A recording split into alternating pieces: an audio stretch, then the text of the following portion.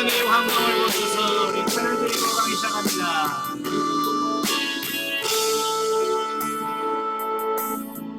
이 땅의 황무함을 벗어서 하늘의 하나님 긍휼을 베푸시는 그야 우리의 죄악 용서하소서. 이 땅 고쳐주소서. 이제 주님을 하나며 이 땅에 변하지 빛으로 다시 살을 때 우리의 우상들을 태우시 성령의 불이 마소서.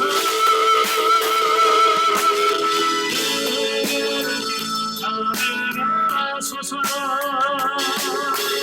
진리의 말씀이 땅 새롭게 하소서.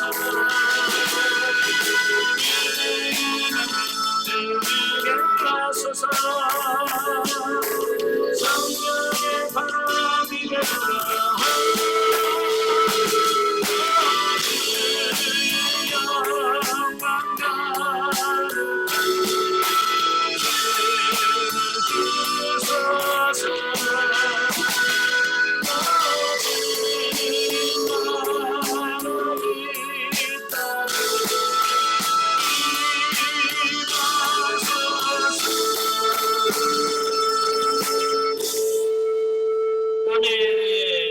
기도하겠습니다. 하나님 아버지 감사합니다.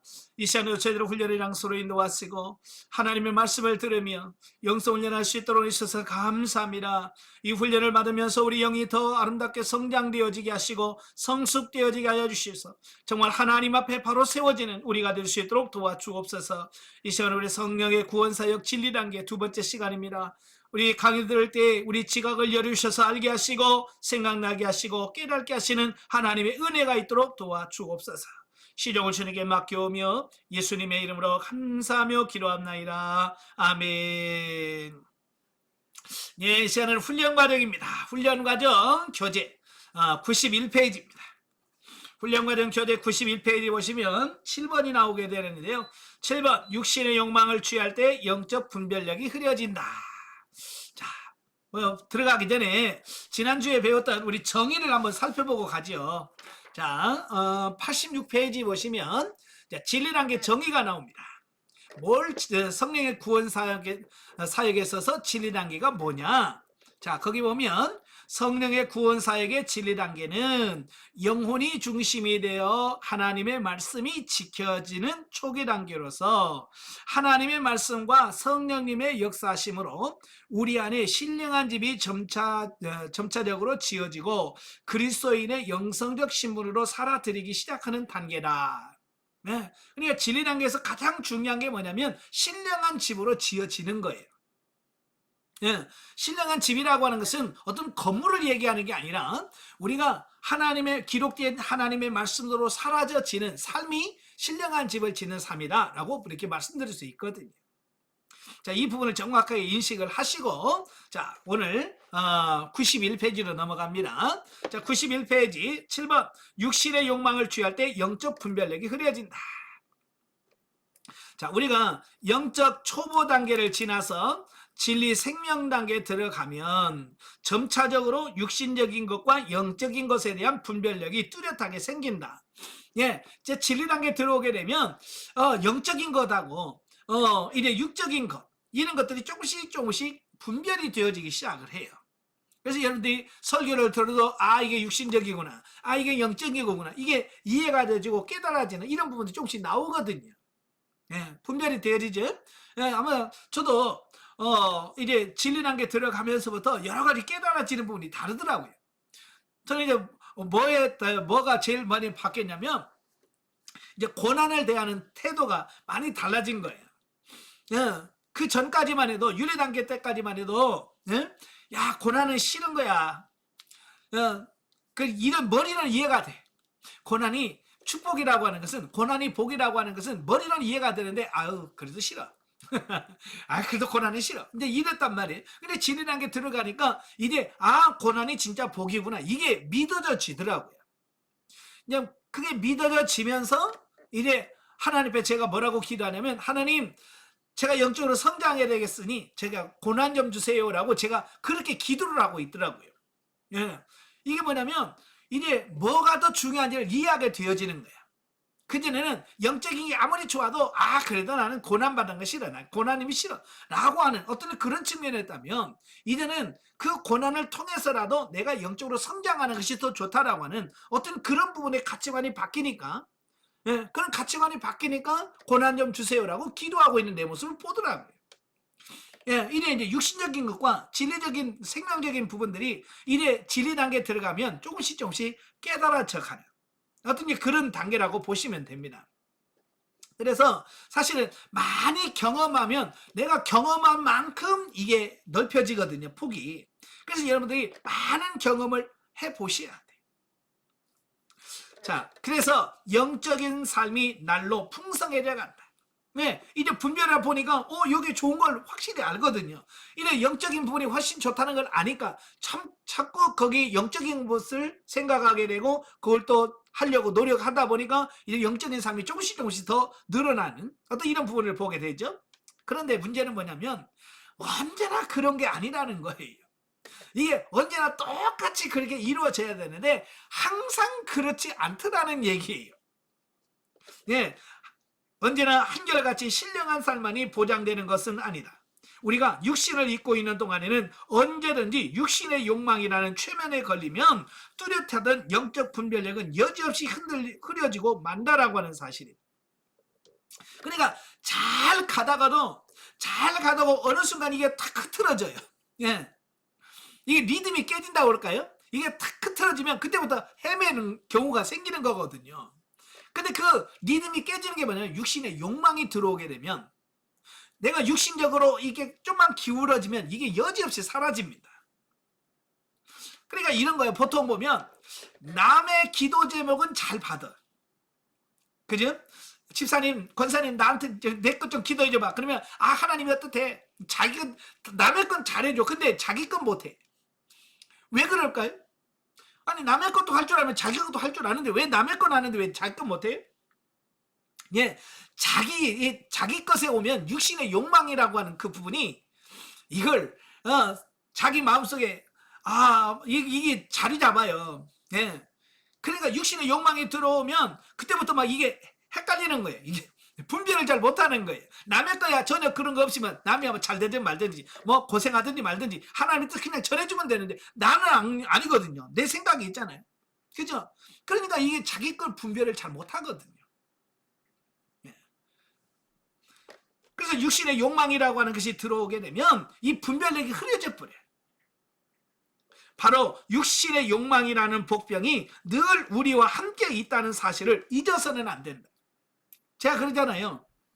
이 육이라고 하는 것은 우리가 죽을 때까지 이 육은 같이 가는 거예요. 근데 아무리 영성훈련을 해도요, 이 육이 완전히 죽어서 제로 상태, 아예 영적인 상태까지는 갈 수가 없다 그 말이에요. 여전히 육은 남아있고 육은 육신의 성격과 육신의 성질을 그대로 갖고 가요. 예, 그래서 우리는 그 발견할 때마다 주여 십자가에 처리시켜주세요라고 처리해 가지만 처리한다고 해서 이가 100% 처리되는 게 아니라 여전히 남아있더라 그 말이에요. 그래서 성장했다고 하시는 분은도 여지없이 넘어지는 이유가 뭐냐, 처리되지 못한 육신에 남아있기 때문에 언젠가는 그게 육신의 욕망으로 치우치는 순간 우리는 질 수밖에 없는 거예요. 성경에 보면 대표적인 인물이 누구냐면 다윗입니다. 다윗은 정말 어릴 때부터 기름 부음 받고요, 하나님과 동행하면 승승장구했어요. 그렇다고 해서 그가 완벽하게 된 거 아니잖아요. 그죠? 그래서 나중에 이제 그가 잘 됐을 때, 낮잠 자고 옥상, 왕궁 옥상을 거닐다가 샤워하는 여인을 보고 그 음욕을 견디지 못하는 거예요. 그래서 밧세바와 통관을 하게 되는 어떤 그런 계기가 되어지는 거거든요. 만약에 다윗이 완벽하게 변화되고 완벽하게 새로워졌다면, 밧세바가 아무리 모욕을 하든 뭐라든 초월하면 그런 거 없잖아요. 그래? 만약에 다윗의 육신이 없었다면 그런 걸 보고서도 전혀 그랬겠죠. 그러나 다윗도 여전히 육신을 갖고 있었기 때문에 그 부분에서 통과를 못하니까 넘어지게 된 거예요. 다윗만 그렇습니까? 네, 많은 사람도 마찬가지고. 저도 마찬가지고. 저도 육신을 갖고 있기 때문에 항상 제가 조심하려고 하는 이유가 그거예요. 육신을 가지고 있기 때문에 육신은 항상 잘못되어질, 넘어갈 수 있는 가능성을 항상 갖고 있는 거예요. 그러니까 제가 큰 소리를 못 치는 게 뭐냐면 나도 넘어질 수 있기 때문에 그런 거예요. 아시겠죠? 예. 근데 가끔 보면 자기는 절대로 그런 넘어지지 않을 것처럼 생각하면서 남을 정죄하고 비판하고 판단하는 분 너무 많잖아요. 예, 그잖아요. 예. 여러분 그런 분들 되지 않기를 바라요. 자, 그러므로 그때마다 하나님 앞에 회개하고 육신의 욕망을 부추기는 사단의 괴계를 물리쳐야 할 뿐만 아니라 다시 성령께 묻고 그의 조명을 받아 분별하는 영적 분별력을 회복해야 된다라고 하는 겁니다. 예, 그래서 사탄은 계속해서 육신의 욕망을 불러 일으킵니다. 예, 마치 자그마한 불씨가 있으면 거기다 막 부채질을 해가지고 불씨를 더 키우는 역할을 하는 게 누구냐? 이게 사단이 하는 거예요. 예. 그래서 여러분들이 육신의 생각을 조금만 갖고 있어봐요. 그러면 사단은 계속 거기다가 부채질해서 그 막 불씨를 키웁니다. 예. 예를 들어서 이런 거예요. 여기 안에서 내가 누구를 미워하는 마음이 조금만 있어요. 그럼 많이도 아니야. 조금 갖고 있어요. 예. 난 그 권사 먹으면 밥맛이야. 딱 그런단 말이에요. 그러면 사단은 계속 거기다가 이제 부채질해. 그러면서 그 미움이 점점점 커지게 만들어요. 예. 그래서 나중에는 꼴도 보기 싫어. 막 그러면서 아예 왼수가 지게 만든다 그 말이에요. 그러니까 불씨를 제공해 주는 건 나예요. 여러분 육이란 말이에요. 그래서 그걸 작은 거 발견했을 때 빨리 아버지 하나님 내 안에 이렇게 미워하는 감정이 있네요. 이걸 십자가 처리시켜서 빨리 처리해버리면 사단이 부채질 할래요. 뭐 불씨가 없는데 부채질 해봐야 뭐 불씨가 나오나요? 안 나오지. 이게 없으면 괜찮아. 근데 우리는 육신을 항상 가지고 있다고 그랬잖아요. 육신에서 나오는 항상 있어요. 그러니까 사단에게는 아주 우리를 공격할 수 있는 여러 가지들이 많은 거예요. 그래서 우리가 항상 깨어있고 정신을 바짝 차려야 되는 이유가 바로 거기 있습니다. 그래서 이단이라든지 사입이라든지 이런 육신적인 사람들은 그 육신의 욕망을 자꾸 부추깁니다. 예. 예, 그래서 어떻게 해요? 하나님이 당신을 크게 쓰실 겁니다. 예? 당신은 특별한 사람입니다. 막 그러면서 막 이렇게 붕붕 뛰어지면 그런가? 그래서 붕 떠가지고 그게 죽을지 살지도 모르면서 뛰어가요. 예. 절대 우리는 그런데 속으시면 안 됩니다.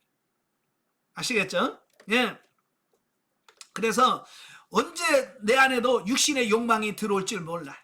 그러니까 항상 우리가 정신을 바짝 차리고 이걸 늘 성령에게 묻고 내가 지금 제대로 가고 있는지, 내가 정말 정확하게 가고 있는지 이걸 성령에게 묻고, 하나님 제가 지금 정확하게 가고 있습니까? 성령님 내가 지금 잘 가고 있는 겁니까? 내가 지금 이렇게 생각이 드는 이게 정말 맞습니까? 라고 계속 성령께 조명을 받아서 그걸 분별해가면서 처리할 건 처리하고 가야 되는 거예요. 근데 우리가 육신의 욕망에 한번 딱 사로잡히면 다른 말이 안 들어오거든요. 참 신기한 게 그런 거예요. 자, 다윗이 두 번째 실수할 때 인구조사할 때거든요. 그래서 요압 장군에게 가서 인구조사를 해라. 그러니까 요압 장군이 뭐래요? 그걸 할 필요 뭐 있습니까? 하나님이 지금까지 다 우리 승리하게 하셨고 다 했는데 할 필요 없습니다 라고 해도 다윗이 뭐라고 그래? 예? 쓸데없는 소리면 빨리 가. 한번 이게 딱 들어오면요, 누가 뭐라고 해도 그 생각이 안 들어와요. 왜? 자기 생각이 꽉 차버리면 그 다음부터는 다른 누구의 말도 안 들어오는 게 우리 육신이거든요. 예, 그래서 그런 부분들을 우리가 빨리 분별해서 빨리 이게 문제였구나라고 빨리빨리 처리하는 게 이게 중요한 거예요. 여러분, 육신의 것은 아무리 좋아 보여도 결과는 사망이에요. 아시겠죠? 예, 그러니까 당장 좋아 보이고 뭘 해도 뭐 출세할 것 같고 성공할 것 같은데 육신의 것은 결과는 사망인 거예요. 그러나 영적인 것은 뭐예요? 힘들게 보이고 아무것도 아닌 것 같고 정말 작은 것 같지만 결국 영적인 것은 생명이 되어지는 거거든요. 그러니까 당장 보아서 좋은 쪽으로 가면 망하는 겁니다. 그 대표적인 인물이 누구예요? 성경에 나오는 대표적인 인물이 아브라함의 조카 롯이에요. 롯. 예. 그 아브라함이 큰 결단을 했잖아요. 롯하고 이제 너 분가해야 됐다. 너무 많으니까 서로 싸우니까 덕이 안 된다. 그러면서 뭐라고? 네가 좌하면 나는 우할 것이고, 네가 우하면 내가 좌할 것이다. 그 정도 되면 좀 눈치가 있어야 될 거 아니요. 그죠? 롯은 좀 눈치가 있어서 아이고 절반씩 이렇게 나누죠. 뭐 이러면 얼마나 좋아요. 근데 롯은 육신의 욕망이 탁 들어오니까 그 동쪽 그 소돔과 고모라 쪽 요단 동편에 그 땅을 놓치기 싫은 거예요. 그죠? 왜? 눈에 보이니까 좋은 거니까. 그래서 두 말도 안 하고 나 이쪽으로 갈게요 하고 가버리잖아. 눈에 봐서 좋은 쪽이잖아요. 근데 결국은 어떻게 됩니까? 소돔과 고모라 성이 멸망할 때 아무것도 못 갖고 나오잖아요. 그냥 빈몸만 나옵니다. 그러나 눈으로 보면 허벌판이고 풀밭도 없는 것 같은 그 가나안 땅을 보면 그 땅에 하나님이 함께 하심으로 롯이 아브라함이 복을 받는 이런 모습을 보잖아요. 그러니까 여러분 당장에 눈에 좋은 쪽으로만 살아가지 마시고 지금 당장에는 그게 별 가치 없고 별 볼 일 없는 것 같지만 영적인 부분을 선택하시는 여러분 되시기를 바랍니다. 그래서 근데 그게 쉽지 않아요. 육신의 욕망을 이게 내려놓는다는 게 쉽지 않아요. 그래서 사업하시는 분들 보시면 그 하던 사업을 놓고 딱 돌아서는 게 그게 쉽지 않습니다. 그래서 망해가는데도 어때요? 그 살려보겠다고 막 심지어는 막 사채 끌어서 그 자꾸 해서 어때요? 그냥 처음에는 그냥 본전만 딱 없애도 될 걸. 그걸 살려보겠다고 막 사채, 막 고리, 막 이런 거 다 들어 하다 보면 나중에는 이웃 사촌, 팔촌까지 다 끌고 가잖아요. 그게 뭐냐? 육신의 욕망에서 나오는 거거든요. 그래서 하나님께서 그 욕망을 끊게 하는 게 뭐냐면 쫄딱 망하게 하는 거예요. 완전 망하게 해버리면 그때서야 내가 잘못했구나. 내가 잘못했네. 내가 욕심이 많았구나. 망한 다음에 꼭 깨닫는다니까요. 그 전에 깨달으면 얼마나 좋아요. 네. 우리 다 깨닫고 바닥에 가자. 그때서야 그러면 이제 해결할 방법이 없어. 그때까지 가야 돼. 너무 그러지 말고요. 일찍 빨리빨리 손 들 때 빨리빨리 손 드시길 바래요. 아시겠죠? 하다가 안 되면 이게 정말 하나님의 뜻인가? 다시 한번 묻고 아니라면 그냥 빨리 손 털어야 돼. 근데 우리는 끝까지 가는 거예요. 네. 끝까지 가다 나도 죽고 가족도 죽고 다 죽게 만드는 거예요. 네. 육신의 욕망을 빨리빨리 내려놓으시길 바래요. 아시겠죠? 자, 8번 생명적인 삶에 대한 도전과 인내. 자, 우리의 목표는 영적 생명 단계에 들어가서 평범하게 생명적 삶을 사는 것이다. 예. 우리가 목표하는 것은 뭐냐면 이 생명 단계에 들어가서 그냥 평범하게 생명적인 삶을 사는 것이 이게 우리가 꿈꾸는 거, 우리가 목표하는 거예요. 그러니까 한두 가지 경험하고 체험했다고 끝나는 게 아닙니다. 예. 나는 방언만 받았으면 나는 소원이었겠어. 이 방언 받는 게 목표가 아니라니까요. 우리의 목표는 영적으로 성장해서 평범하게 하나님과 동행하고 하나님 말씀으로 사는 게 그게 목표가 돼야 돼. 그러게 되려면 먼저 진리 단계에서 부분적으로 시작된 그리스도인의 신분에 맞는 삶이 각기 그 신분에 대한 내용의 이해와 숙지를 통해서 변화되어 폭넓게 사라져야 된다라는 겁니다. 예, 신분에 대한 정확한 이해, 그 다음에 그걸 어떻게 해야 되는지에 대한 부분을 우리가 알아야 그 신분에 걸맞는 삶이 나오는 겁니다. 자, 요즘에 보면 그렇잖아요. 예, 경찰인데 자기가 경찰 신분이 뭐 하는 사람인 줄 모르면 이건 경찰이 문제를 일으키는 겁니다. 군인도 마찬가지예요. 군인도 자기가 군인의 역할이 뭔지를 모르면 총 가지고 엉뚱한 짓 하는 겁니다. 그러니까 자기 역할, 신분 이걸 정확하게 이해하는 게 중요한 거예요. 하나님의 자녀의 신분이 뭔지, 하는 나라의 왕으로서 역할이 뭔지를 정확하게 우리가 인식을 하고 있어야 그걸 할 수 있는 겁니다. 네. 우리 인간관계에서도 마찬가지예요. 요즘에 이제 시어머니 되신 분들하고 제가 상담을 좀 많이 하는데, 이 시어머니들이 한결같이 말하는 게 뭐냐면, 며느리 때문에 골치 아프대. 며느리 때문에 머리 아프대. 왜냐하면 자기 때의 며느리와 자기가 생각하는 며느리상과 지금 현재 젊은 네, 젊은 며느리가 와서 생각하는 그게 가치관이 너무 차이가 나는 거예요. 예.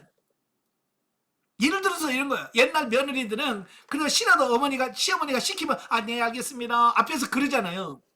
근데 지금 며느리는 그래 안 그래요? 어머니 그거 아니에요 그런 거. 그냥 그 앞에서 그냥 바로 돌직구 날려요. 그러니까 옛날 시어머니는 좀 연세이신 분은 그게 이해가 되는 이런 버릇없이 이제 이렇게 나오면 이게 고부간에 이게 완전 등 돌리는 거예요. 이해하는 게 많이 달라요. 예. 그래서 이제 고부 갈등이 참 심해질 수밖에 없는 어떤 그런 부분들이에요. 왜냐하면 젊은이들은 그런 걸 배울 수 있는 예전에는 3대 4대가 살면서 그걸 보잖아요. 그죠? 새로운 세대기 들어오면 어떻게 하는 건지. 근데 지금은 핵가족이라고 해서 자기들만 가족만 딸랑 살아. 그러니까 이런 걸 본 적들이 없는 거예요. 그냥 며느리가 들어와서 어떻게 행하는 이런 걸 가족에서 본 적이 없는 거예요. 그러니까 자기 집에서 해던 그 버릇을 그대로 가서 하는 거예요. 예. 그러니까 이게 문제가 많이 심각해지는 거예요. 예. 그래서 신분을 정확하게 이해하는 것이 중요하겠다. 자, 즉 반복되는 신분의 삶의 훈련을 통하여 아주 평범하고도 자연스러운 생명력을 삶을 사는 성숙한 사람이 될 수 있다라고 하는 겁니다. 그러니까 이런 부분도 그냥 되어지는 게 아니라 많은 훈련과 연습을 통해서 가능해지더라고 말이에요. 아마 여러분 처음에 결혼해서 시집 갔을 때 문제만 있으면 누구한테 전화했어요? 예, 옛날 생각나죠? 친정엄마한테 했잖아요. 엄마 이거 뭐 어떻게 하는 거야? 심지어 밥은 어떻게 하는 거야? 김치는 어떻게 담어? 찌개는 어떻게 하는 거야? 아마 결혼해가지고 처음에 그잖아요. 시집 처음 가면 전화통 불납니다. 예, 모든 게 모르니까 친정엄마한테 상의하고 전화해서 뭐 어떻게 하는 거야? 그 다음에는 어떻게 하는 거야? 예, 그렇죠. 근데 결혼해서 1, 2년 넘어오면 전화해요 안 해요? 안 하잖아요. 왜? 자기도 이제 살림하면서 이제 하다 보니까 이제 자기도 노하우가 생기고 자기들이 이제 해결할 수 있는 이런 공급이 되니까 이제 전화 안 하는 거야. 마찬가지로 저와 여러분도 마찬가지죠. 처음에는 힘드니까. 그렇지만 점점 적응하다 보면 나중에 그 삶이 되어지는 거예요. 사실로 기록된 성경 말씀을 이렇게 성숙한 자들을 위해 하나님께서 마련해 놓으신 영적 풀밭이요 양식이다. 그야말로 하나님의 말씀을 지키는 삶을 지상 최대의 행복으로 느끼게 된다라는 사실입니다. 그래서 하나님은 말씀의 초장을 쫙 펼쳐놨어요. 근데 우리가 그걸 먹을 수 있는 우리가 상태가 안 되는 거예요. 그걸 그 풀밭에서 영적인 풀밭에서 마음껏 뜯어 먹으면서 영의 양식을 취해야 되는데 우리가 그걸 소화를 못 시키고 그 먹을 줄을 모르는 거예요. 잔치를 벌려놔도 먹을 줄을 모르는 거예요.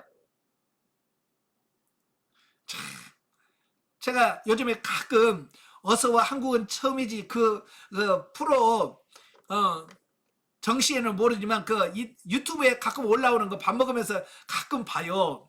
재밌습니다. 그 외국인들이 와가지고 제일 횟집에 가서 놀란 게 뭐냐면 산낙지. 산낙지 나오면 기겁을 해요. 으아 이거 어떻게 먹냐 어떻게 이런 걸 먹냐고 그래요. 네? 우리는 없어서 못 먹잖아. 그죠? 누가 안 사줘서 못 먹고 없어서 못 먹는데 그들은 그걸 처음 보니까 네? 처음에는 기겁을 하고 네? 자 그렇잖아요. 그러니까 우리가 영적으로 성장하지 않으면 그러니까 하나님께서 상을 차려줘도 먹으라고 그래도 우리가 성장하지 못하면 마치 그와 똑같은 거예요. 아무리 몸에 좋은 걸 갖다 놔도 우리가 먹을 수 있는 수준이 안 되면 그걸 못 먹는 거예요. 예, 그래서 초보에게는 말씀대로 산다는 그 자체가 너무 힘든 거예요. 버거운 거예요. 어떻게 하나님 말씀대로 살아? 그러나 조금 성장해 보면 그게 살 수 있는 그런 부분들이 되어지는 거예요. 저도 처음에 영성훈련 받으면 나도 이렇게 될 거라고 하는 상상도 못했어요. 원수를 사랑한다? 그건 나는 불가능한 거예요. 항상 기뻐라? 제가 그랬죠. 초등학교 때 포기한 말씀이라고 그랬죠. 예, 항상 기뻐하라, 쉬지 말고 기도하라, 범사에 아유 사람이 어떻게 이렇게 살아? 이거 못 살아. 내 초등학교 때 포기한 말씀이에요. 근데 진리란 게 들어가니까 하나님께서 그 말씀을 주시면서 이걸 살아라 라고 말씀하시는 거예요. 그런데 옛날에는 포기했던 말씀이지만 진리 단계 들어가니까 어때요? 다는 아니어도 100%는 아니더라도 이런 거구나, 이래서 기뻐하라고 하시는구나, 이래서 이렇게 기도하라는 거구나, 이래서 감사하는구나, 이게 조금씩 이제 알아져지고 그래서 되어지더라고 말이에요. 그게 되어질 때 너무 기쁜 거야. 이야, 나도 된다, 이제 이렇게 되어지는 거, 이게 이제 그 기쁨이거든요. 그 진리란 게 들어가게 되면 여러분들이 변화되어진, 예전에는 못 살았던 그런 부분이 사라져지는 부분, 그 부분들을 보면서 너무 기쁘고 너무 감사하고 행복한 거예요. 예, 정말로 그것만큼 정말 기쁜 게 없어.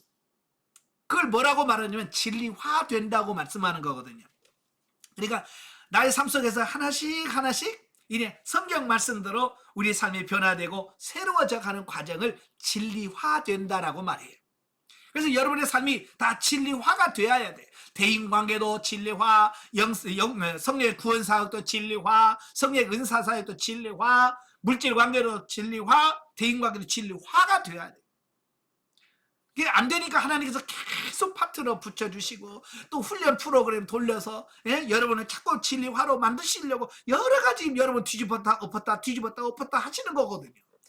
그런 과정을 통해서 하나님이 원하는 수준이 이런 거구나. 그렇다면 하나님, 그래요, 내가 부족한 게 뭔가요? 어떻게 해야 되나요? 라고 하나님 계속 질문하면서 여러분을 바꿔갈 수 있는 여러분들이 되셔야 된다, 그 말이에요.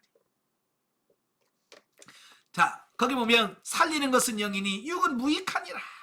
내가 너에게 이르는 말이 영이요 생명이라. 예수님 뭐라고 했어요? 내가 곧 영이고 내 말이 곧 생명이라. 이 말은 무슨 말이냐면 예수님 자체가 영이고 그의 삶 전체가 생명이라고 하는 말과 같은 말이거든요. 저와 여러분도 예수님처럼 여러분의 말과 여러분의 행동 모든 자체가 다 영교 생명이 되길 원하시더라, 그 말이에요. 그래서 영적인 것은 전부 생명이기 때문이다. 결국 우리가 모든 삶이 영성이 덧있고 예수님을 닮을 때 예수님처럼 생명적인 삶을 살 수가 있게 된다라고 하는 것을 보게 되어집니다. 그러니까 우리가 예수님처럼 살도록 하기 위해서 하나님께서 지금 저와 여러분 부르셔서 이 훈련을 시키고 있는 거 아니겠습니까? 그죠? 이 훈련을 통해서 또 여러분의 삶 속에서 파트너 붙여주고 또 환경도 허락하시고, 그래서 여러분 지금 자꾸 훈련에 가시는 겁니다. 뭐 하려고? 여러분을 예수님 닮아가는 영적인 사람으로 만드시려고. 아멘. 그래서 근데 여러분들은 그 훈련이 힘들다고, 그래서 포기하고, 그러면 어떻게 예수님을 닮아갈 수 있겠어요? 포기하지 마시고요, 끝까지 가시길 바랍니다. 자, 9번, 영성훈련은 방법론이 아니라 본질적인 변화다. 자, 지금 우리의 생각과 마음이 하나님께 가 있는가, 아니면 현실의 삶에 가 있는가? 아직도 현실의 삶이 하나님보다 중요하게 생각하는가? 그렇다면 당신은 영성훈련도 또 하나의 삶의 방법 중 하나로 생각하고 있는 것이 분명하다. 자, 여러분이 기도 제목, 나 요즘에 이런 기도하고 있어요 라고 하는 기도 제목을 들어보면 그 사람이 영적인 삶을 살고 있는지 육신적인 삶을 살고 있는지가 나와요. 왜? 기도 제목 속에는 이미 그가 내가 어떻게 살겠다, 내가 추구하는 게 다 나오거든요. 그러니까 예를 들어서 이런 거야. 요즘에 기도하는데요, 사업이 잘 되기를 원하는, 사업이 잘 되라고 기도합니다 라고 하는 말은 그의 모든 삶에 살면서 그 사업 잘 되는 것이 어쩌면 최우선시 되어지고 있다라고 하는 것을 의미하는 거예요. 그의 건강을 위해서 기도해 주세요. 이 말은 뭐예요? 지금 건강 문제가 최우선이다, 그 얘기거든요. 그러니까 기도 제목을 보면 그 사람이 지금 어디에다가 초점을 맞추면서 살아가고 있는가라고 하는 부분이 나오는 거예요. 그래서 여러분들도 요즘 내가 뭘 기도하지? 내가 지금 무엇을 위해서 기도하나? 이걸 잘 보시면서 기도하셔야 돼요. 그냥 맹목적으로 기도하지 마시고, 왜? 내가 하는 기도를 보면 내가 지금 추구하는 방향이 나온다, 그 말이에요. 그냥 기도할 때마다 하나님 영성이 잘 되기를 원합니다, 영성이 형성하게 주옵소서라고 기도한다면 여러분이 영성을 추구하고 있는 삶이 거기서 나오는 겁니다. 그러나 기도할 때 영성 잘하겠다고 그 말이 한마디도 안 나온다면 여러분은 영성은 받고 있지만 영성에 우선권을 두지 않는다, 그 얘기를 하고 있는 거예요. 아시겠죠? 한번 잘 보세요. 여러분, 기도 제목이 내가 지금 요즘에 뭘 놓고 기도하는가. 그걸 보면 여러분을 딱 나와. 하나님은 본질적인 우리 자신들이 변화되기를 원하셔요. 그런데 사람들은요, 이 영성훈련 자체도 뭘로 인식을 하려고 하냐면 하나의 프로그램, 네, 프로그램으로 인식을 해요. 그래서 방법론으로 인식을 합니다. 가끔 보면 그래요. 목사님 3년 너무 길어요. 짧게 하는 방법 없을까요? 이런 질문을 많이 받아요. 여러분도 짧게 했으면 좋겠죠. 저도 3년 여러분 붙들고 하려면 저도 힘들어. 이제 줄였으면 저도 좋겠어요. 근데 못 줄이는 이유가 뭔 줄 알아요? 3년을 다 마쳤는데도 변화된 모습이 많이 안 나와. 본인도 느껴요. 그래서 처음에는 3년이 기네요 어찌노 그러다가 3년 끝날 정도 되면 목사님 더 없어요 그래. 3년 갖고는 안 될 것 같아요 라고 말한다 그 말이. 참,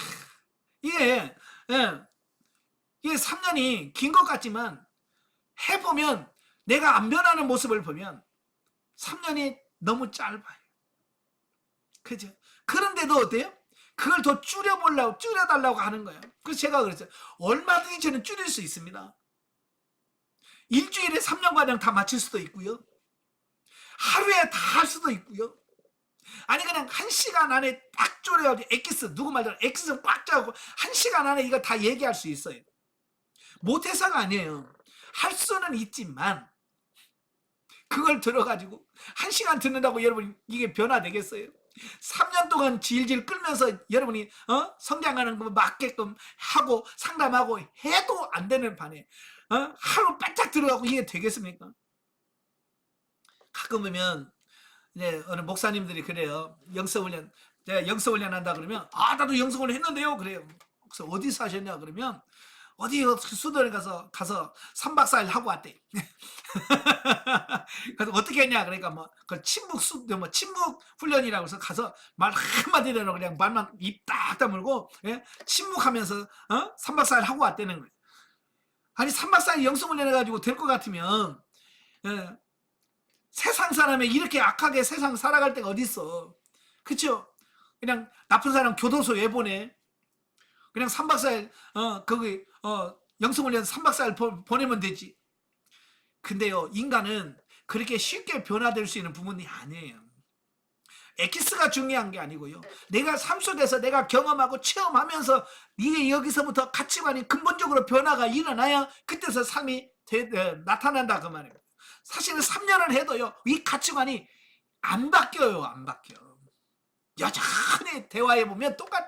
3년 전이나 말하는 건 똑같아. 왜? 가치관이 안 바뀌니까 말이 안 바뀌는 거예요. 제발 좀 변화되시길 바랍니다. 아시겠죠?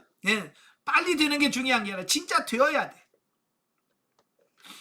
영성훈련은 삶의 본질을 다루고 있는 거예요. 어떻게 변화되는 방법을 얘기하고 있는 게 아니에요. 이 삶의 본질은 바꿔지지 않으면 어떠한 노력도 소용이 없더라. 누구라도 문제가 있다면 그 문제는 육신 때문에 하나님을 깊이 사랑하지 못하는 것이다. 어쨌든 우리가 영적인 문제가 생긴다는 하는 문제는 다 어디서부터 문제가 발생하냐면 이 육에서부터 나오는 거예요. 육에서부터 모든 문제가 발생하게 되어지는 거거든요. 그래서 그 육신에 먼저 처리가 되어야 돼요. 어쨌든 하나님께서는 우리가 육신을 입고 이 땅에 있을 때만 예수님을 닮을 기회를 주셨다는 거예요. 자, 이게 중요한 게 뭐냐면 내가 변화되고 내가 새로워지고 영성이 덧입혀질 때는 내가 육신을 입고 있을 때만 기회라 그 말이에요. 죽으면 그 다음부터는 영성훈련 필요도 없어요. 왜? 더 이상 영성훈련 할 수 있는 시간도 없고 영성훈련을 하자는 데도 없고 이래 여러분 죽으면 이래 이 땅에서 여러분이 산 거, 그죠? 여러분이 지금까지 열심히 심은 거, 행한 거 그거 다 가지고 가서 하나님 앞에서 그거 가지고 상급을 받는 거지. 거기서 더 높은 단계 올라가게 해서 또 영성훈련 받고 그런 거 없습니다. 이 땅에서 육신을 입고 있을 때만 내가 변화될 수 있고 내가 하늘에 상급을 쌓을 수 있는 기회라 그 말입니다. 그래서 우리가 이 살아가는 기회를 한 번 잃어버리면 더 이상 기회가 없습니다. 여러분 죽어서 자 주님 나라 갔다가 하나님 앞에 사정하여 하나님 다시 한 번만 기회 주시면 내가 영성훈련 열심히 받고 정말 변화돼서 오겠습니다. 그래 갔다 와라. 그러시겠어요? 그러실 없어요. 내가 지금까지 한 번도 내가 그런 사람 만난 적이 없어요. 예. 그러니까 여러분 한 번밖에 못 사는 인생이기 때문에 이 인생을 허비하지 마시고, 제가 강의하면서 한번 그런 적이 있어요. 인생을 2번 산다면, 기회가 2번 있다면 한 번은 정말로 내 마음대로 한번 살아보고 싶다. 그냥 한 번은 내가 하고 싶은 대로, 그냥 내가 살고 싶은 대로 그냥 내 마음대로 살고, 그 다음에 정신 차려서 2번째에서 정신 바짝 차려가지고 바짝 영성적 삶을 살고 그러면 좋겠다. 그런데 기회가 2번 있는 게 아니잖아요. 딱 한 번밖에 없는 거예요. 그래서 우리가 내 마음대로 사는 걸 포기하고, 예, 한 번밖에 없기 때문에 제대로 살아야 하나님 앞에서 부끄럽지 않겠습니까? 그죠? 여러분 마찬가지. 예, 2번 다시 기회 없습니다. 예, 그래서 지금 주어졌을 때 이 기회를 놓치지 말고 열심히 하시길 바랍니다. 제가 연세 드신 분들하고 가끔 상담을 하면서 느껴지는 게 그런 거예요. 연세 드신 너무 힘들다는 거예요. 앉아있는 자체도 힘들고 책을 보는 것도 힘들고 기도하는 것도 힘들고 다 힘들다는 거예요. 그럼 뭐 저는 나이 안 들겠습니까? 여러분 더 나이 안 들겠습니까? 예? 더 시간이 가면 갈수록 여러분은 이 체력은 더 딸리게 되고요. 더 힘들 거예요. 그래서 그 시간이 지나가기 전에, 그래서 여러분이 가장 젊을 때가 언제예요? 여러분 가장 젊은 날이 언제예요? 오늘이야, 오늘. 지금 이 순간이 여러분의 인생 중 제일 젊은 날이 지금이에요. 아시겠죠? 그래서 내일로 미루지 말고 가장 젊은 오늘 영성훈련 받으시고, 가장 젊은 오늘 성경 보시고, 가장 젊은 오늘 기도하시고. 아시겠죠? 내일이면 그만큼 늙어요. 내일만큼 늙어. 내년만큼 또 더 늙어요. 오늘이 가장 젊은 날이에요. 그래서 미루지 말고 기도하시고 열심히 훈련 받으시길 바랍니다. 아시겠죠? 그래서 정말로 우리 중심이 육신 중심에서 영 중심의 삶을 바뀌어서 정말로 우리가 말할 때 예수님처럼 말하고, 행동할 때 예수님처럼 행동하고, 예수님처럼 사랑하고, 예수님처럼 용서하고, 예수님처럼 하나님의 일하는 그런 삶으로 여러분 바뀌어 가시기를 바랍니다. 아시겠죠? 예. 그 다음에 10번 신령한 집. 베드로전서 2장 4절 5절, 히브리서 6장 9절 19절 20절, 학개서 1장 1절에서 11절, 역대상 28장부터 29장. 다 성전 짓는 내용에 대한 말씀이거든요. 자, 사람이 세상에 태어나 유아기, 소년기, 청년기를 거쳐 결혼을 하고 드디어 어엿한 사회인으로서 삶을 살아가는 것처럼 신령한 집을 짓는 것도 마찬가지로 수많은 과정과 훈련을 거쳐서 비로소 삼위일체 하나님께서 내주내지하시는 신령한 집으로 건축되어지는 것이다. 예, 세상의 모든 것이 하루아침에 그냥 눈 깜짝할 새에 되어지는 건 없습니다. 뭐 하나가 되어지려면 그것이 되어지기까지 수 없는 시간과 여러 가지 훈련과 이런 과정들을 거쳐서 그게 되어지는 겁니다. 여러분이 이제 흔히 쓰는 핸드폰 있잖아요. 지금 여러분이 쓰는 그 핸드폰이 나오기 전까지 얼마나 많은 시행착오와 많은 과정을 거쳤습니까? 네. 지금 뭐 여러분이 갤럭시 23을 쓴다면 그 갤럭시 23이 나올 때까지 갤럭시 시티폰부터 시작해서 얼마나 많은 그게 있었어요. 그런 과정들을 거쳐서 갤럭시 1, 갤럭시 2, 갤럭시 3에서 쭉 거쳐서 지금 갤럭시 23까지 나온 거잖아요. 그죠? 그냥 첫날 나온 게 아니잖아요. 여러분도 마찬가지. 이 진리 단계까지 가기까지는 애굽 단계부터 출발해서 광야로 또 가나안 1단계, 2단계를 거쳐서 진리 단계까지 가게 되어지는 거예요. 이 단계를 다 거치면서 훈련을 통해서 그 다음 단계로 넘어가는 거예요. 그러나 많은 그리스도인들은 신앙생활을 하면서도 신령한 집을 짓는 것이 무엇인지 알지 못하고 자기를 위한 욕망의 집만 지으려고 살아가고 있다는 겁니다. 대부분의 크리스찬들이 이게 문제인 거예요. 신령한 집을 짓기 위하여 신앙생활하는 게 아니라 육신의 욕망의 집을 짓기 위하여 신앙생활한다 그 말입니다. 저도 옛날에 다 그렇게 살았잖아요. 그래서 기도할 때마다 쫙 영권 물권 인권을 주옵소서. 그래야 세상에서 제일 큰 교회 짓습니다. 그래야 세상에서 제일 큰 교회 합니다. 뭐 이런 거잖아요.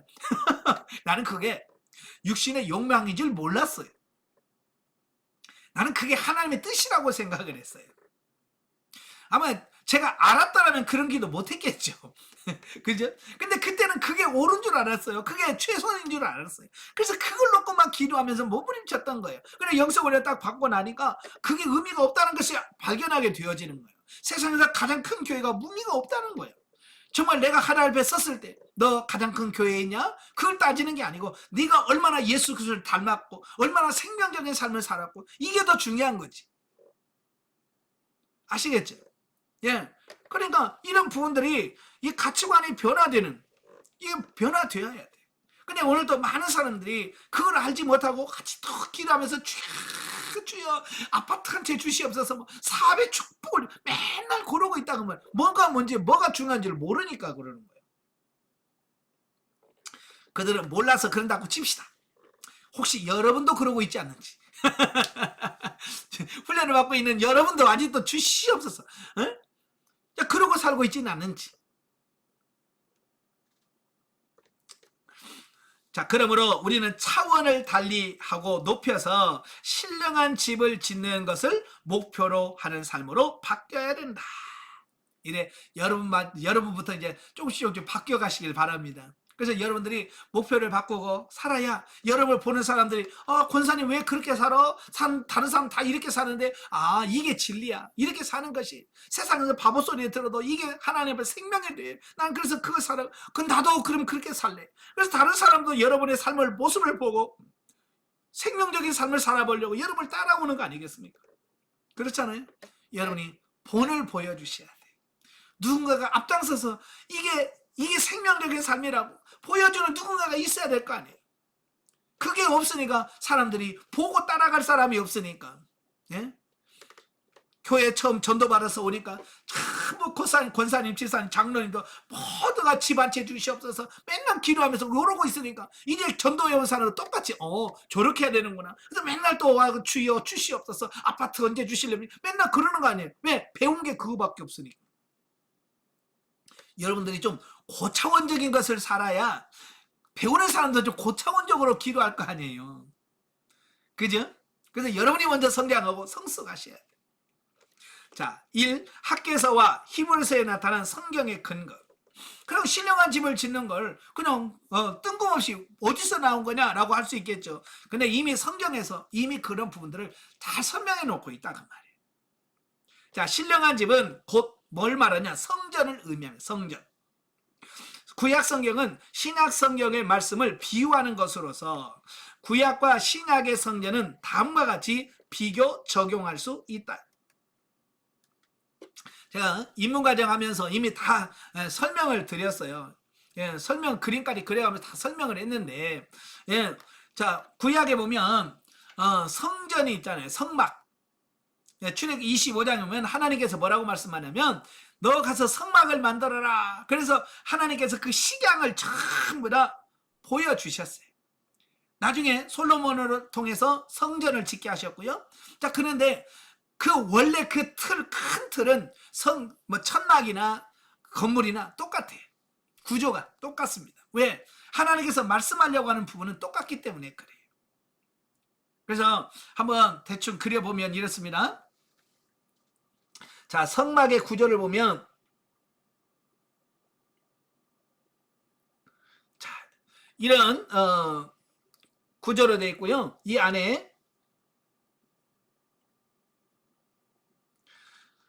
이건 성막 이건 지성소라고 그러죠. 네, 지성소라고 그러죠. 그리고 여기는 성소, 여기는 뜰이라고 되어 있습니다. 구조는 나중에 솔로몬의 성전은 이 구조예요. 이 구조는 변함이 없습니다. 예. 자, 그런데 여기 교재를 보세요. 지성소는 어디라고 그랬어요? 하늘 보자.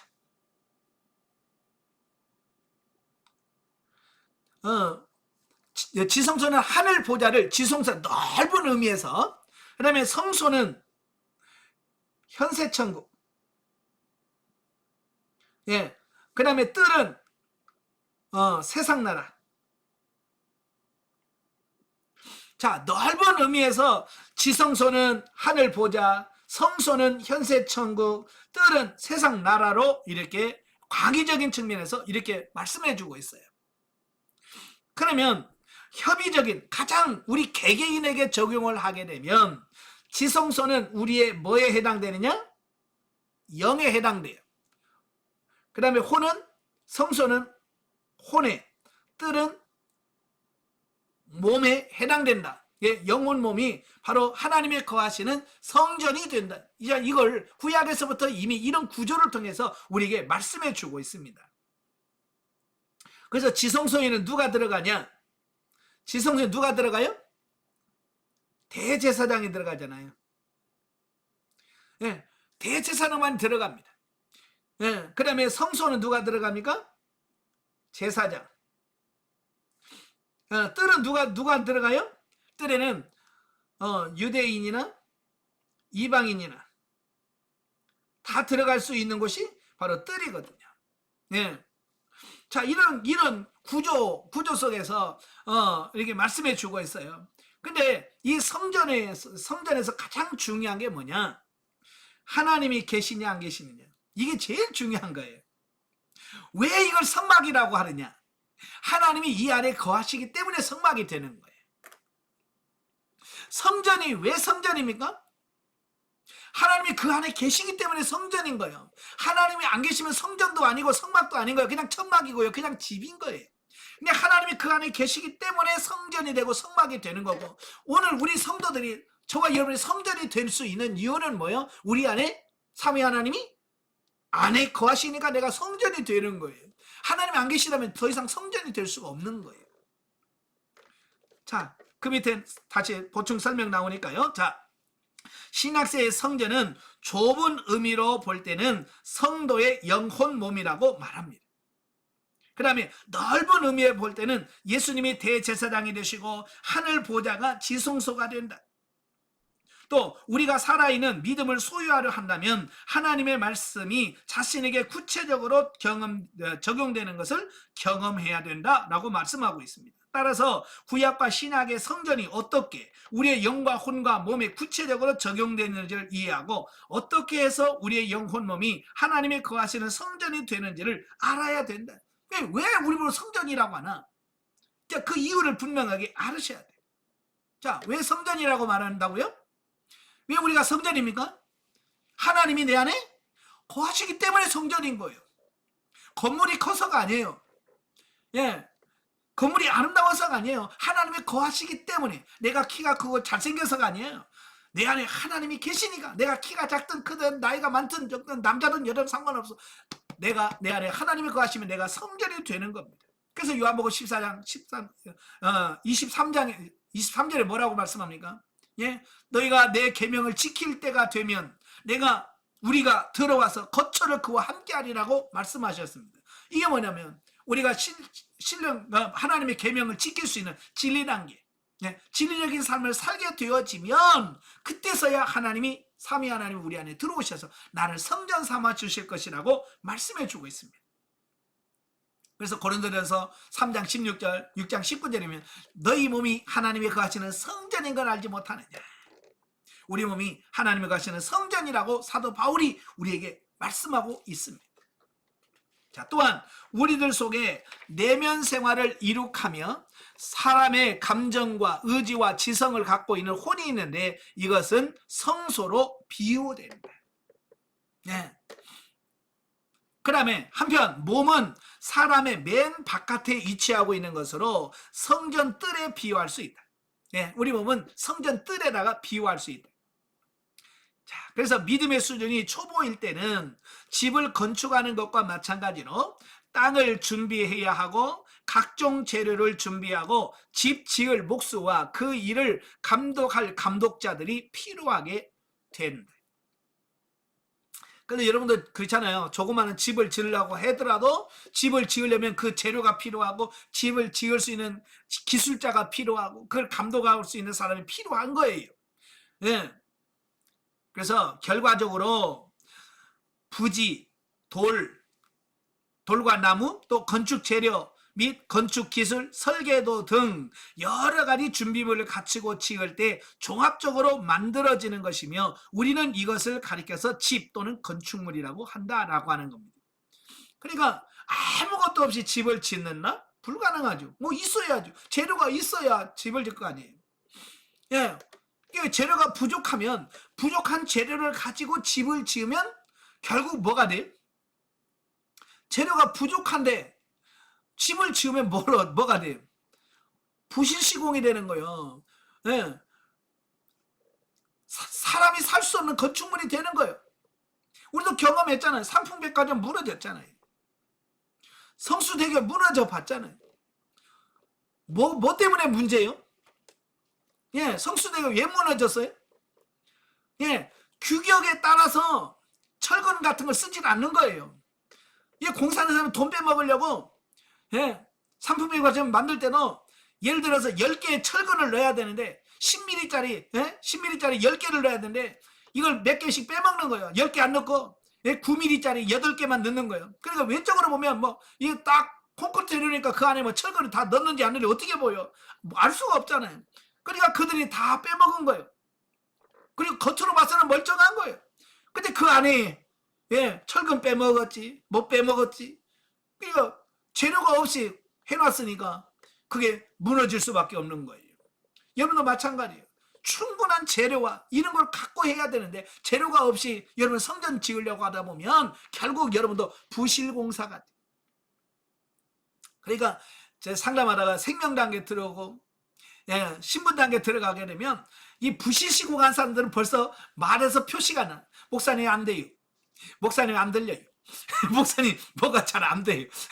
자꾸 그 안 돼요라고 말하시는 분들은 부실공사 되신 분들이 부실시공해.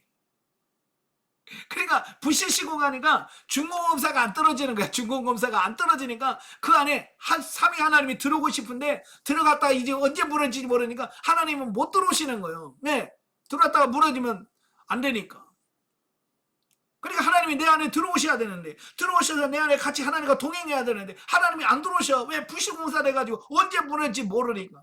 그러니까 답답하지. 하나님과 대화도 안 되죠. 그게 뭐냐? 재료가 없이 그냥 건축하니까 그런 현상들이 나온다 그 말이에요. 여러분, 우리가 솔로몬이 성전을 짓잖아요. 몇 년 걸렸습니까? 몇 년 걸려서 성전 지었습니까? 7년 걸렸대. 7년.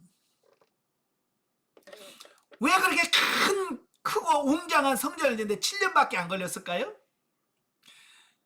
다윗이 다 준비해 놨잖아요.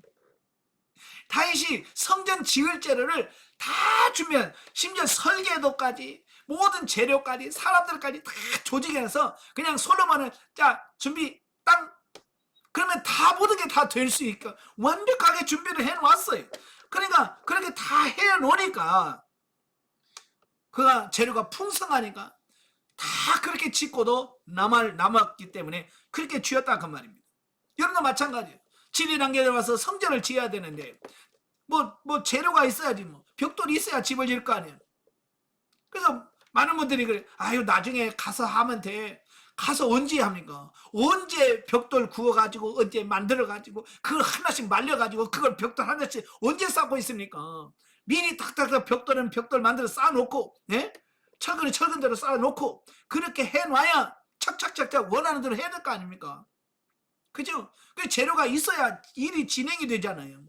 재료가 없으면 일이 진행이 안 됩니다. 제가 전주에 내려와서 이 교회 리모델링을 하는데 참 기술자들은 그래요. 이 재료를 안 해주면 놀아요. 없다고 놀아.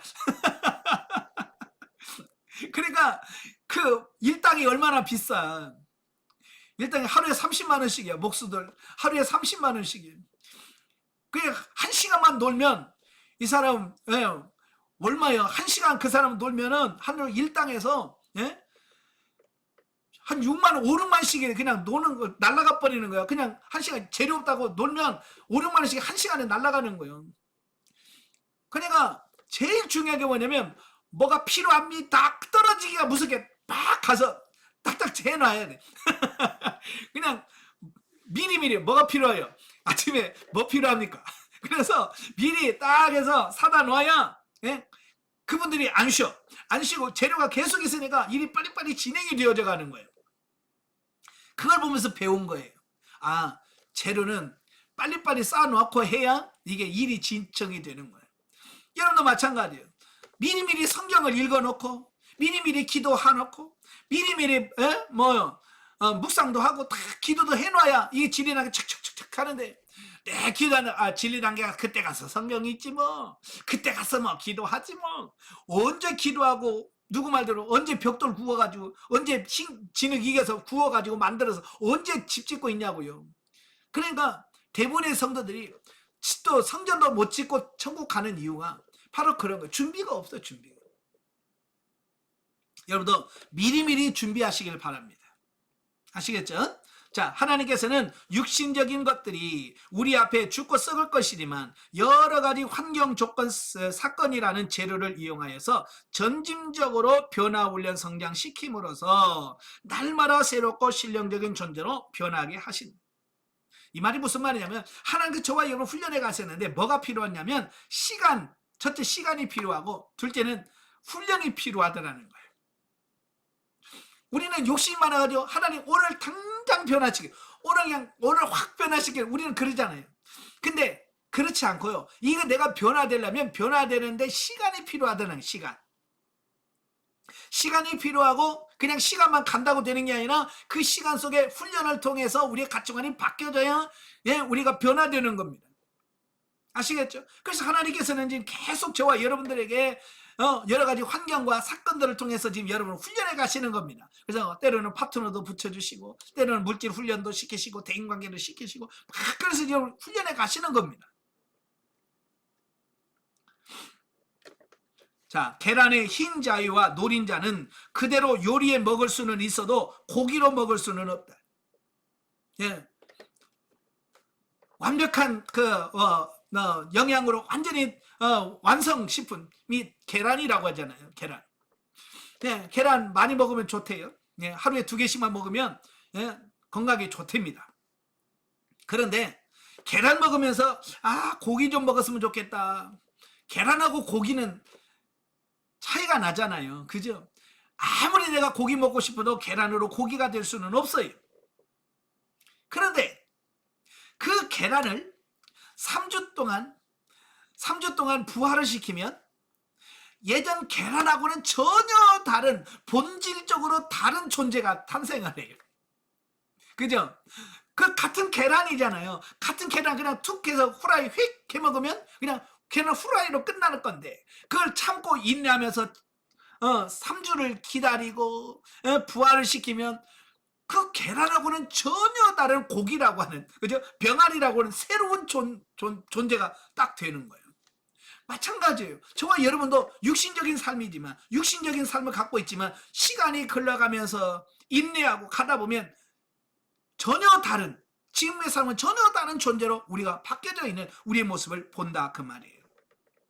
아시겠죠? 그래서 여러분도 부지런히 달려감으로써 주님 앞에 날마다 새롭게 변화되는 그리스도인들이 되어야 된다는 것을 보게 되어집니다. 그래서 여러분 열심히 훈련 받으시길 바래요. 아시겠죠? 그리고 지금 안 된다고 너무 낙심하지 마세요. 시간하고 훈련이 필요하다고 그랬어요. 변화되려면 시간이 필요하고 훈련이 필요하다고 했으니까 자, 인내하시고 훈련 열심히 받아가시면 됩니다. 자, 11번 신령한 집을 건축하는 방법. 어떻게 신령한 집을 지을 것인가 라고 하는 부분입니다. 이 부분은 구약의 학개서와 신약의 베드로 전서에서 아주 정확하게 말씀을 해주고 있더라 그 말입니다. 특별히 학개서 1장 1절부터 12절까지 보면 이제 바벨론을 포로로 끌려갔다가 귀환을 하잖아요. 그래서 BC 538년에 귀향을 해요. 그래서 1년 후인 537년에 돌아오게 되죠. 그래서 그 다음엔 536년에 성전을 지으려고 터를 닦아요. 성전 지대를 놓아요. 근데 사마리아 사람들이 와서 방해를 하게 돼요. 그러니까 이 유대인들이 돌아와가지고 사마리아 사람들이 방해를 하니까 아직 성전 지을 때가 아닌가 보다 라고 해서 성전을 지으려다가 포기를 해요. 그래서 중단을 합니다. 몇 년을 중단합니까?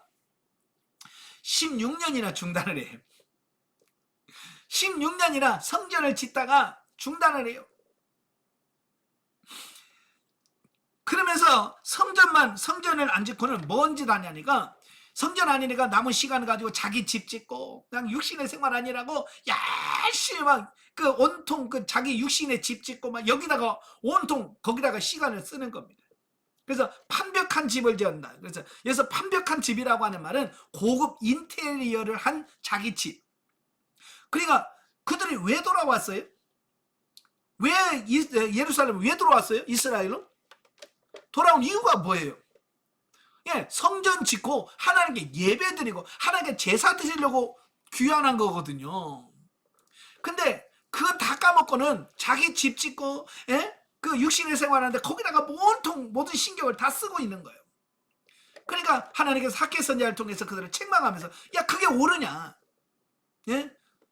하나님의 성전은 아직 저러고 있는데 너희가 판벽한 집에 거하는 것이 가냐? 빨리 가서 나무 가져다가 성전을 지어라 라고 그들을 책망합니다. 그래서 학개 선지자가 외치는 그 말을 듣고 뜨끔해가지고요, 이스라엘 사람들이 이제 정신을 차려서 성전을 짓기 시작을 해서 결국 4년에 걸쳐서 수룹바벨 성전을 건축을 하게 된다는 내용이 학개서의 내용입니다. 자, 그 다음에 베드로전서 2장 1절부터 5절까지 보면 거기 보면 그러므로 모든 악독과 모든 계율과 외식과 시기와 모든 비방하는 말을 버리고 갓난아이들 같이 순전하고 신령한 젖을 사모하라. 이로 말미암아 너희로 구원에 이르도록 자라게 하려 함이라. 너희가 주의 인자심을 맛보았으면 그리하라. 사람에게는 버림받으였으나 하나님께는 택하심을 입은 보배로운 산돌이신 예수께 나와 너희도 산돌같이 신령한 집으로 세워지고 예수 그리스도로 말미암아 하나님이 기쁘게 받으실 신령한 제사를 드릴 거룩한 제사장이 될지니라. 여기서 뭐라고 그래요? 신령한 집으로 지어져라. 산돌같이 신령한 집으로 지어져라 라고 사도 베드로가 우리들에게 신령한 집을 지을 것을 말씀해주고 있는 거거든요. 자, 95페이지 맨 밑에 보시면 학개 선지자의 경고로 지어진 이 성전은 그 당시 수룹바벨에 의하여 재건되기 시작해서 후에 수룹바벨의 이름으로 알려진 성전이었다. 자, 이것은 신약에서 말하는 하나님의 신령한 집을 영적 비유로 말하는 것이다. 자, 이게 중요한 거예요. 구약에서 지금 학개 선지자가 짓는 이 성전은 신약 시대에 그 신령한 집을 짓는 영적 비유다라고 말씀해주고 있습니다. 자, 여러분 구약에 보면 모세가 만든 성막이 있었죠. 그 다음에 솔로몬이 지은 성전이 있었어요. 솔로몬 성전 기가 막히게 아름답게 지었죠. 근데 오래 못 갔습니다. 그래서 586년 BC 586년에 바벨론에 의해서 완전히 무너졌어요. 돌 위에 돌 하나 없이 무너졌어요. 왜 돌 위에 돌 하나가 없이 무너졌을까요? 그들 지은 죄이기도 하지만 사실 성전 안에 내벽에 보면 뭘 입혔냐면 다 금으로 입혔어요. 성전 내벽에 다 금으로 입혔어요. 근데 바벨론 군인들이 와가지고 이 성전에다가 불을 질렀네요. 불을 지르니까 그 열기에 의해서 금이 다 녹아가지고 다 금이 녹아지고 흐르면서 그 돌 틈 속에로 다 스며들어가는 거예요. 돌 틈 사이로 다 들어간 거예요. 그러니까 이 금을 그 돌 틈 사이에 있는 금을 빼내려면 어떻게 해야 돼요? 결국 돌을 해서 하나씩 하나씩 제끼고 그 돌 틈 사이에 녹아서 스며든 그 금을 캐내야 돼요. 그러니까 그 돌 틈 사이에 들어있는 금을 캐내기 위해서는 성전이 다 허물에, 그래서 돌 위에 돌이 없는 완전한 해체를 시켜버립니다. 예. 완전하게 무너뜨려버리는 어떤 그런 부분이었거든요. 예. 나중에 스룹바벨 성전 지었지만 그 스룹바벨도 시간이 흘러가면서 또 안티오코스 에피파네스에 의해서 성전이 많이 허물어지고 그래요. 그러다가 이 헤롯이란 사람이 왕이 되면서 유대인들에게, 이 헤롯은 혈통적으로 유대인이 아니잖아요. 이스라엘 사람이 아닙니다. 이두메 사람이에요. 예. 그러니까 이 유대인들이 자기를 싫어하는 거예요. 왜? 같은 혈통이 아닌데 왕이 됐으니 누가 좋아하겠습니까? 그런데 이 헤롯이 뭘 해주면 유대인들이 마음이 열릴까? 유대인이 제일 좋아하는 게 뭘까? 그러다가 생각해 놓는 게 성전 지어주면 애들이 좋아하겠지. 예. 그래서 이 헤롯이 바로 스룹바벨의 성전을 헐고 46년에 걸쳐서 시간을 질질 끌면서 계속 성전을 지어주는 겁니다. 그래서 예수님 당시까지도 계속 그걸 완성이 안 돼서 예수님이 그 지어지는 과정에 있어요. 46년 동안이나 지은 성전이 헤롯 성전이죠. 그런데 그 성전도 어때요? AD 70년에 로마의 장수 디도에 의해서 무너져 버려요. 그래서 솔로몬 성전 무너졌지요. 스룹바벨 성전 무너졌지요. 그 다음에 헤롯도 성전도 무너졌습니다. 왜 무너질까요? 그게 완벽하다면 왜 무너질 수가 없죠. 무너지면 안 되죠. 그래서 구약의 성전은 무너질 수밖에 없는 성전이라는 것을 보여주는 겁니다. 왜? 계시발전사 쪽으로 보면 구약에 있는 성전은 무너지고 신약시대에는 심령성전으로 세워지는 시대가 바로 신약시대, 예수 그리스도가 십자가 못 박혀 죽으시고 이제는 뭐라고 했어? 이래 신령한 집을 지어야 된다고 말씀하고 있거든요. 자, 그래서 계시발전사 쪽으로 우리가 이해하시면 좋겠습니다. 자, 넘겨서 하나님의 성전은 사람의 설계와 방법대로 지은 것이 아니라 하나님께서 말씀하신 식양대로 짓게 하셨다. 자, 이게 중요한 거예요. 그러니까 출애굽기에 보면 하나님께서 모세에게 성막을 만들라라고 말씀하시고 네가 알아서 만들어 그러셨어요? 아니에요. 시내산에 모세를 올린 다음에 거기서 식양을 다 보여주셨어요.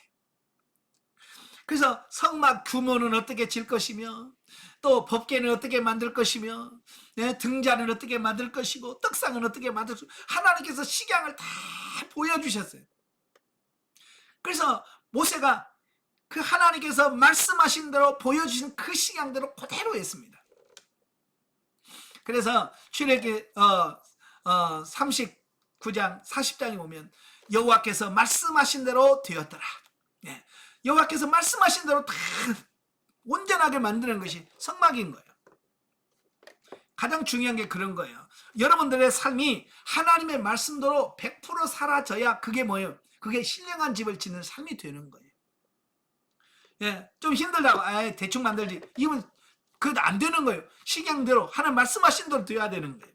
자, 그 구약 출애굽기에 보면 이스라엘 백성들이 광야에서 성막을 지을 때에도 하나님께서 지도자 모세를 통하여 명령하셨음을 기억해야 된다. 출애굽기 25장 8절 9절에 내가 그들 중에 거할 성소를 그들을 시켜 나를 위하여 짓되 물은 내가 내게 보이는 대로 장막의 식양과 그 기위의 식양을 따라서 지을지니라. 여기서 장막의 식양이라고 하면 설계도를 의미하는 것이요 기구의 식양은 번제단과 물두멍 등대 등 성막 내부의 각종 기구들을 말하고 있다. 그러니까 성막을 지을 때는 자기 생각대로 없어. 하나님께서 말씀하신 대로 그대로 만들어야 돼요. 그 다음에 방법뿐만 아니라 부사렐과 오홀리압을 지명하여 성령을 충만하게 하여 지혜와 총명과 지식과 제조로 공교한 일을 하게 하여 하나님께서 원하시는 식양대로 지었다라고 하는 겁니다. 여러분 설계도만 있으면 뭐합니까? 그걸 만들 수 있는 기술자가 없으면 어떻게 만들어요? 그렇잖아요? 그래서 하나님께서는 또 일꾼들 부사렐과 오홀리압이라는 사람 일꾼들로 준비시켜놓고 거기다가 성령으로 충만케 하셨어요. 예.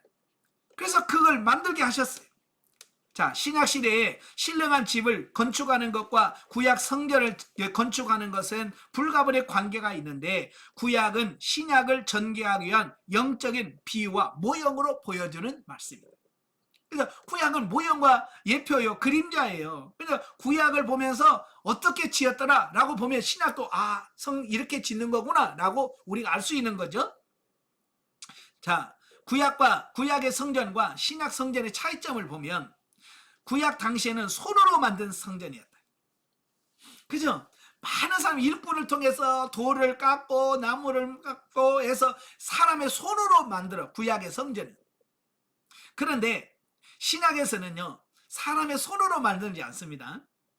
오직 말씀과 성령으로 건축한다. 예.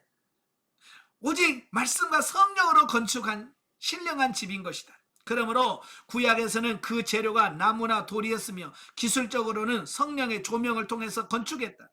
반면에 신약 시대는 재료가 달라요. 재료가 뭐라고요? 말씀이 재료가 되는 거예요. 말씀이 재료가 돼. 그래서 베드로전서 2장 2절에 갓난 아이들 같이 순전하고 신령한 젖을 사모하라 하신 것처럼, 하나님의 말씀이 뭐냐? 재료인 거예요. 재료. 즉 하나님의 말씀이 재료가 되어 성도들이 그 말씀을 듣고 먹음으로 신령한 집이 지어져 가는 것이다. 예. 그래서 하나님의 말씀을 읽고 또 듣고 그 말씀을 내가 먹는다고 표현한 것은 내 것으로 만든다는 얘기거든요. 실제로 살아서 그들 말씀대로 사라져지는 걸 의미하는 거예요. 또한 구약의 성전은 신약 성전에 성전된 우리를 모형과 비유로 말씀해주고 있습니다. 히브리서 9장 9절에 보면 이 장막은 현재까지 비유니 그랬어요. 그래서 구약의 성전은 현재까지의 비유라고 말해요. 비유. 또 히브리서 10장 1절에 보면 율법은 장차 오는 좋은 일의 그림자요 참 형상이 아니므로 라고 말씀해주고 있어요. 그래서 구약의 성막이나 율법은 다 뭐냐? 신약 시대의 예표와 모형과 그림자에 불과하다라는 사실이에요.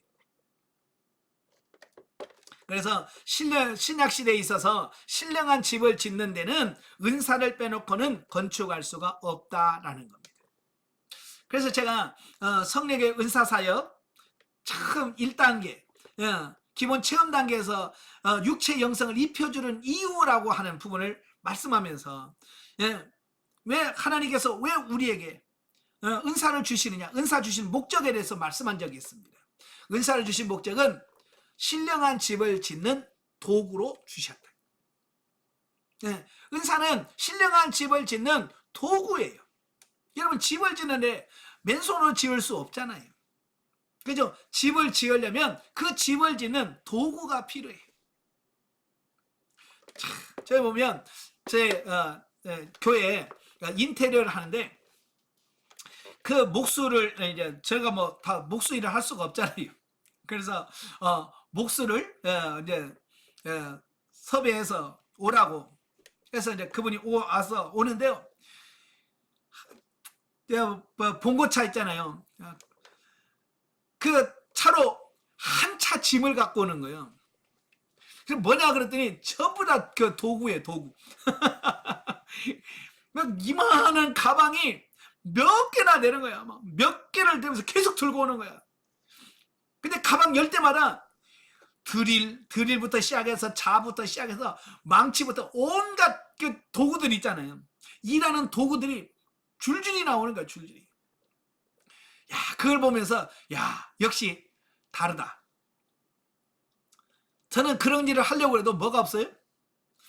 공구가 없어요. 도구가 없어요. 도구가 없어서 그 일을 못해요. 우리는 겨우 톱 하나, 망치 하나, 뭐 드릴 하나, 요 정도밖에 없거든요. 우리 교회는. 근데 그게 아니야. 드릴도 큰 거 작은 거부터 시작해서, 네? 요즘 에어 뭐 건이라서 탁탁탁 쏘더라고요. 옛날엔 망치로 툭 했는데 요즘 망치 갖고 그런 집 짓는 사람 없어요. 그냥 에어로 팡팡팡팡 쏘면 막 그냥 못 타타닥 박아요. 그러니까 그 큰 것도 순간적으로 타닥 되더라고요. 그게 뭐냐면 도구예요, 도구. 이건 뭐냐? 은사를 바로 신령한 집을 짓는 도구라고 말씀하고 있는 겁니다. 그러니까 그런 도구가 없이 집을 지려면 얼마나 힘들겠어요. 예? 그죠? 그냥 에어건으로 탕탕탕탕 쏘면 되는 걸 그냥 놓고 망치로 두들겨서 이거 박으려면 하나 박는데 몇 분씩 걸리면 이거 하루 몇 번 맞으면 팔 아파서 박겠습니까? 근데 그건 아니야. 그냥 탕탕탕 쏘면 박히는 거예요. 그걸 보면서 야, 역시 도구가 좋구나. 은사가 좋아야 돼. 은사가 좋다라고 하는 말은 뭐예요? 은사를 많이 활용해서 내 것으로 만들어야 그것들을 통해서 신령한 집을 지을 수 있는 도구로서 활용할 수 있다라고 말씀해주고 있는 겁니다.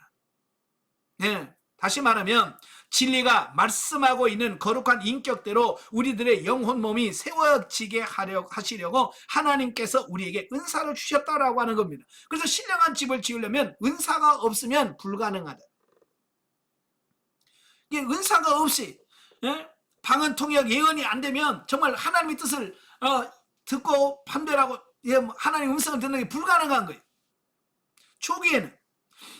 그래서 열심히 방언으로 기도하면서 하다 보면 그 방언 통역을 통해서 예언의 은사를 통해서 하나님의 뜻이 무엇인지 분별이 되어지는 겁니다. 그래야 우리가 순종할 수 있는 부분이 되어지는 건데 방언이 안 되니 하나님의 음성을 들을 수가 없지요. 통역이 안 되면 하나님의 음성을 들을 수가 없어요. 예언이 안 되면 하나님의 음성을 들을 수가 없습니다. 그냥 은사가 안 되면 아무것도 못 하는 거예요. 그냥 맨날 해야 되는데 라고만 하지 진척이 안 되는 겁니다. 그래서 은사가 빨리빨리 되어야 되는 거예요. 예. 그래서 은사는 내가 기도해야 실제가 되어지는 거예요.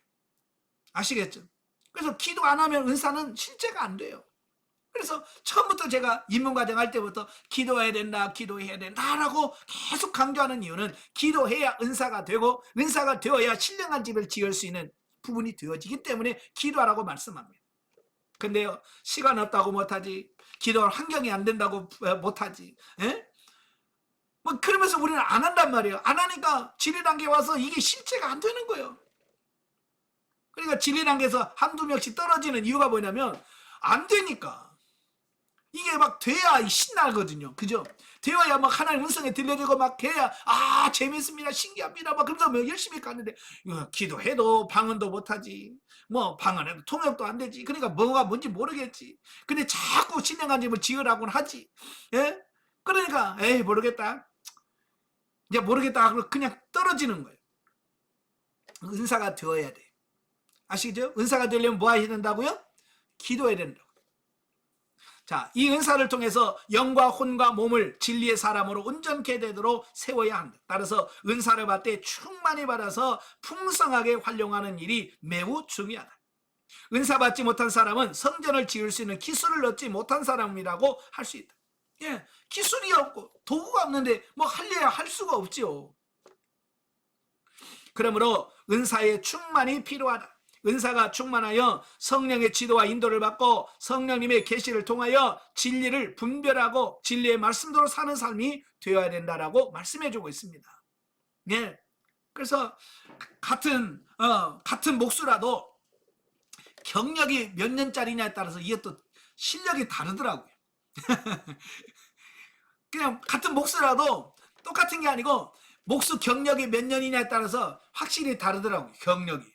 그러니까 은사도 경력이 그 은사를 몇 년 했느냐가 이게 굉장히 활용하는데 중요한 거예요. 아시겠죠? 예, 그래서 여러분도 계속 경력을 쌓아가시길 바래요. 그래서 은사를 잘 하셔야 돼. 그래서 은사가 초보적인 단계일 때는 실용적으로 사용되기 쉬우며 아주 높은 단계에 이르면 은사를 주신 목적이 덕을 세우는 것, 즉 신령한 집으로 건축하게 되려 하시려는 의도와 목적임을 알게 된다. 예, 그러니까 처음에야 뭐 하나님 음성 그냥 방언하는 자체가 너무 좋고 통역되면 너무 행복하고 막 그러잖아요. 예, 그러나 결국 성장하다 보면 이게 신령한 집을 지으라고 하나님께서 이렇게 주셨구나. 그래서 그걸 깨달아지고 그래서 신령한 집을 짓는 도구로 쓰게 된다 그 말입니다.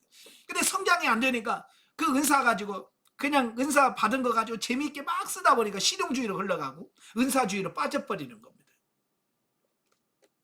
우리들은 성령님의 지도와 인도를 받지 않으면 성경의 어떤 말씀을 적재적시에 어떻게 활용할 수 있는지를 알 수가 없다. 예, 그래서 성령의 지도 인도가 돼야 돼요. 저 같은 경우는 그러잖아요. 예? 하나님 어떤 말씀을 전할까요? 그래서 성령께서 말씀이 들려야 돼요. 예? 무슨 성경 무슨 말씀 어떤 제목으로 어떻게 전해라 이게 들려줘야 말씀을 전할 거 아니에요.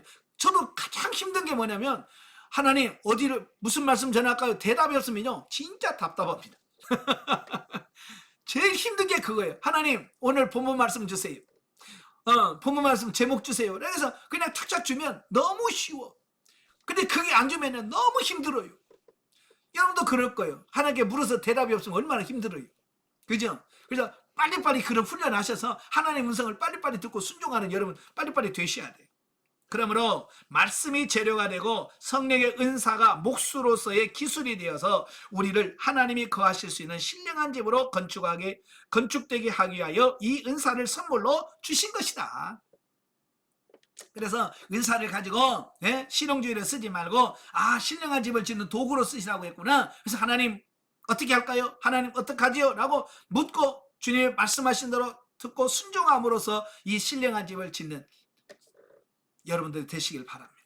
아시겠죠? 그러라고 은사를 주신 거예요. 그래서 여러분 열심히 기도하셔서 정말 은사가 풍성하시고 그래서 신령한 집이 잘 지어져서 하나님과 동행하시고 하나님 지도 인도를 잘 받아서 정말 하나님과 동행하는 생명적인 삶을 사는 여러분 되시기를 주님으로 축원합니다. 기도하겠습니다. 은혜로우신 아버지 감사합니다. 오늘도 귀한 말씀을 들었습니다. 아버지 하나님께서 우리에게 은사를 주신 것은 우리로 진리 단계로 세워져서 우리가 신령한 집을 짓고 하나님과 동행하는 그런 삶을 살게 하기 위해서 우리에게 은사를 주셨다고 말씀합니다. 신령한 집을 통해서 온전히 주님과 함께하는 우리 모두가 다 될 수 있도록 성령님 도와주시옵소서. 예수님의 이름으로 감사하며 기도합나이다. 아멘. 하늘께 드립니다.